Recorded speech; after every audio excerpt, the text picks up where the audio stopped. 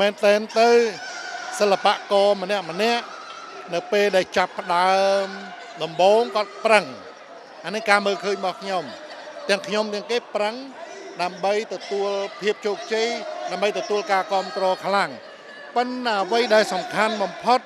គឺនៅពេលដែលយើងទទួលបានជោគជ័យមានការគ្រប់គ្រងហើយកន្លែងហ្នឹងដែលយើងត្រូវតែពង្រឹងសមត្ថភាពយើងថែមពង្រីកទេពកោសល្យយើងខិតខំធ្វើយ៉ាងណាដើម្បីឲ្យមានសមត្ថភាពកាន់តែខ្លាំងពីព្រោះវិស័យភាពយន្តពីមួយថ្ងៃទៅមួយថ្ងៃគឺ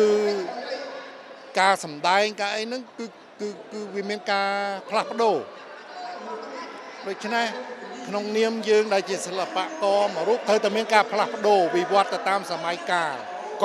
កុំគិតថាអមថាតួកំសត់កុំគិតថាយើងនៅតែកំសត់អញ្ចឹងយើងត្រូវតែមានការផ្លាស់ប្ដូរពីព្រោះអ្វីដែលថ្មីសម្រាប់ទស្សនិកជនគឺជាចំណីអារម្មណ៍មួយសម្រាប់ឲ្យទស្សនិកជនរបស់យើងនឹងទទួលការគ្រប់គ្រងថ្មីដូច្នេះយើងត្រូវតែអភិវឌ្ឍខ្លួនយើងអាប់ដេត